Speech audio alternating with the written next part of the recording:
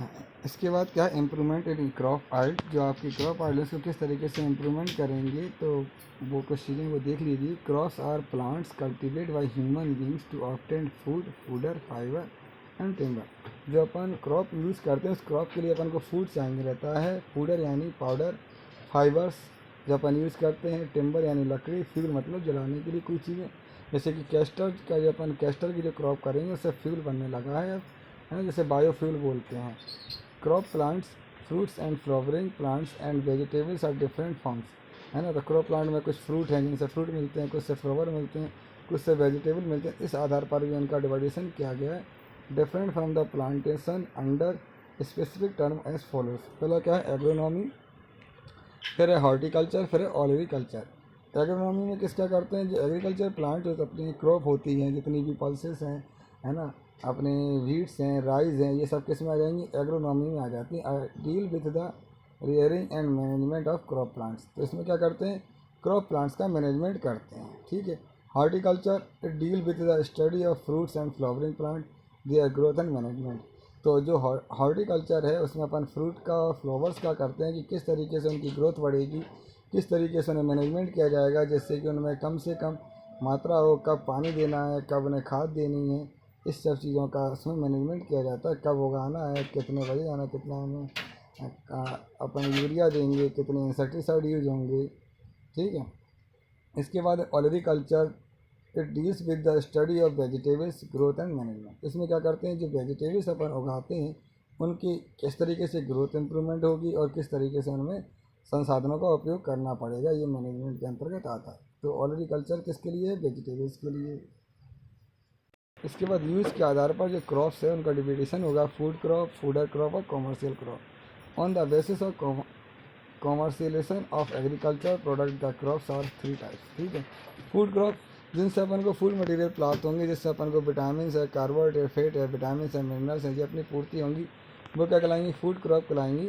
तो जैसे this refer wheat, rice, maize, wheat, rice, maize, pulses. Wheat, rice, maize ये क्या है, कार्बोहाइड्रेट प्रदान करती हैं, पल्सेस प्रोटीन के लिए, ऑयल फैट्स के लिए, वेजिटेबल विटामिन के लिए, स्पेसी एंड फ्रूट्स काय के लिए जाएंगे, मिनरल्स के लिए करते हैं, ठीक है।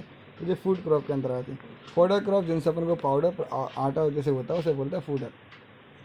These refer the berseem oats और Sudan grass, sorghum and raised as food for the livestock. ये जंगली जानवर या जानवरों को पालने के लिए जो किया जाता है उसे कहते हैं फूडर क्रॉप।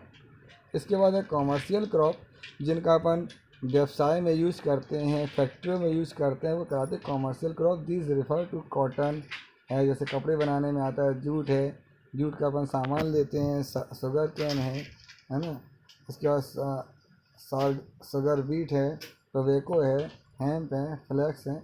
इनका क्या है, औद्योगिक पैमाने पर यूज़ होता है, इसलिए इन्हें क्या करते हैं, कॉमर्शियल क्रॉप कहते हैं। Different crop require different climatic condition. जितनी भी तरीके की क्रॉप्स हैं वो अलग अलग क्लाइमेट कंडीशन में लगती हैं। ऐसा नहीं है कि सारी फसलें हर जगह लग जाएँ, कुछ फसलें एक विशेष एरिया में लगती हैं। उनके एक टेम्परेचर होता है निश्चित, है ना, फोटो पीरियड होता है, उन्हें एक निश्चित मात्रा में, जैसे अपने यहाँ ज़्यादा गर्मी, ज़्यादा प्रकाश होता है, तो कुछ जो फसलें हैं जिन्हें कम प्रकाश की आवश्यकता है वो नहीं लगेंगी अपने यहाँ। For their growth and completion of their life cycle, उन्हें अपनी लाइफ साइकिल किसी भी प्लांट्स को अपनी लाइफ साइकिल कंप्लीट करने के निश्चित टेम्परेचर और फोटो पीरियड चाहिए होता है। Growth of plants and flowering are depending on sunlight. जो जो ग्रोथ होती है प्लांट की और फ्लावरिंग होती है वो किस पर निर्भर करती है, सनलाइट पे। आप लोगों ने कुछ प्लांट सुने होंगे, जैसे कि एक होता है 4 o'clock, एक होता है 9 o'clock। जो 4 o'clock होता है वो सुबह के समय 4 बजे खिलता है, और जो 9 o'clock होता है वो सुबह 9, ठीक है।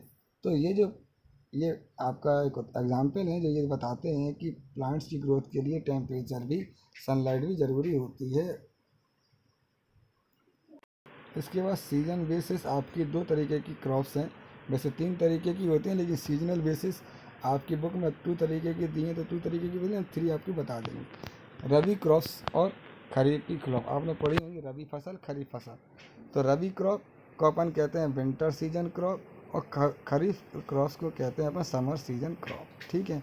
तो रबी क्रॉप्स कब बोई जाएंगी, जब विंटर होता है, यानी नवंबर से लेकर अप्रैल के बीच में इनको प्लांटेड किया जाता है, और अप्रैल के बाद इनको क्या करते हैं, अप्रैल या अप्रैल के बाद इनको क्या करते हैं, हार्वेस्टेड कर लेते हैं, काट देते हैं।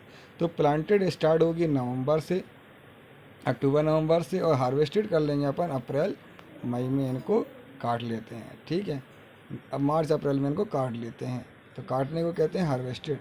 द विंटर सीजन और rabi season from November to April facilitated rabi crops. ठीक है, तो रवि क्रॉप के लिए जो जो विंटर सीजन है बहुत अच्छा होता है, जिसमें ये सबसे अच्छी होती हैं। तो कौन से आपके एग्जाम्पल हैं, वीट है, लाइन सीड है, पी है ना, पत्ता गोभी भी दी गई है आपको, कैबेज है, बीन है, और रेडिस है यानी मूली है। ठीक, इसके आपके एग्जाम्पल जो हमने बता दिए वो हैं। इसके बाद kharif crop, these are also now a summer season crop, these are the planted in June. ठीक है, कब की जाती है, प्लांटेड जून में, और हार्वेस्टिंग यानी काटते कब हैं, अक्टूबर में।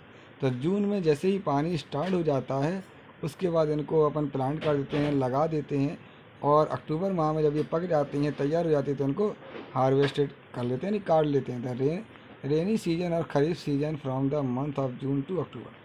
ठीक है, जो पानी का जो सीज़न है वही किसका सीज़न होता है, खरीफ का सीज़न होता है। ठीक है, द इम्पोर्टेंट खरीफ क्रॉप्स कौन कौन सी हैं, राइस है, मेजन है, माइट्स हैं, ग्रीन पी है, कॉटन है, जूट है, हेम्प है ना, पम्पकिन है, ब्रिंजल है। ठीक है, तो जायद क्रॉप कब लगेगी, अपनी अप्रैल से जून के बीच में, जो गर्मी के सीज़न में लगती है। अपन गर्मी के सीज़न में जो भी जो खीरा है, ककड़ी है, तरबूज है ना, खरबूजा खाते हैं, ये किस में आ जाती हैं, जायद क्रॉप में आ जाती हैं। ये आपके खरीफ के फसल के एग्जाम्पल हैं, राइस है, मेजन है, लेडीज फिंगर है, ब्रिंजल है, मैंगो है, लीची है। ये आपका एक चार्ट दिया गया है, simple common name, winter crop, summer और रेनी और मानसून क्रॉप भी कहते हैं। इसके बाद सोन इन द मंथ्स, तो जो रवि क्रॉप है वो अक्टूबर नवंबर में है, खरीफ क्रॉप जो है जून और जुलाई में स्टार्ट की जाती है। हार्वेस्टिंग करते हैं कोल्ड एंड ड्राई कंडीशन में, हॉट एंड वेट कंडीशन में। Favourable growth occurs March and April, September and October. Example wheat, barley, pea. Example rice, maize, cotton, जो आपका इसमें दिया गया राई और खरीफ। इसके बाद आपका दिया गया है इंडियन ग्रीन रिवॉल्यूशन कब से स्टार्ट हुआ। ये स्टार्ट हुआ 1916 से 2004 तक, लेकिन इसमें जो इम्प्रूवमेंट हुआ वो 25% का हुआ, लेकिन अब बहुत ज़्यादा हो गया है। तो इसमें जो स्टेजेस तय की गई वो ये है। फर्स्ट स्टेज क्या करना है, पहले प्लांटिंग से पहले सीड को चूज़ करना है कि सीड आपका एरिया वाइज ऐसा हो जो आपके एरिया में उग सकता है। ऐसा नहीं है कि हर एरिया में हर सीड उगते हों। तो आपको सबसे पहले अपने एरिया वाइज क्या करना है, सीड का सिलेक्शन करना है। Second stage, nourishing of crop plant किस तरीके से करनी है, आपको कितना, जैसे झांसी में किस तरीके का पानी किस तरीके से पहुंचाएंगे, मध्य प्रदेश में कम लग सकता है, झांसी में ज़्यादा लग सकता है, तो ये कहलाती है नरिशिंग ऑफ क्रॉप प्लांट। इसके बाद थर्ड स्टेज आएगी the production of growing and harvested.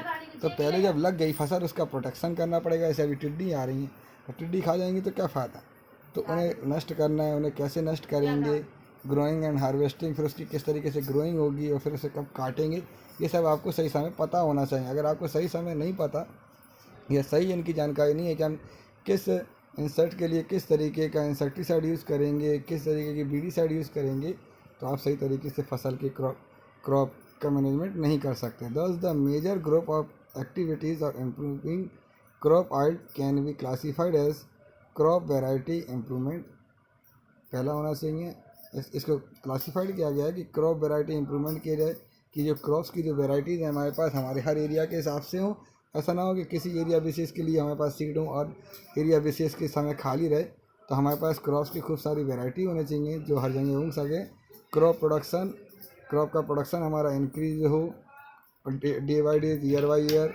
Crop production management और क्रॉप का प्रोडक्शन का जो मैनेजमेंट किया जाए वो बताया जाए, किस तरीके से कोई क्रॉप किस तरीके से लगेगी। इन सब चीज़ों को अपनाने से आज हमारे भारत में इतना हो गया है कि हम कम से कम विदेशों पर निर्भर नहीं हैं फूड मटेरियल के लिए कि हमें भोजन बाहर से मंगाना पड़े।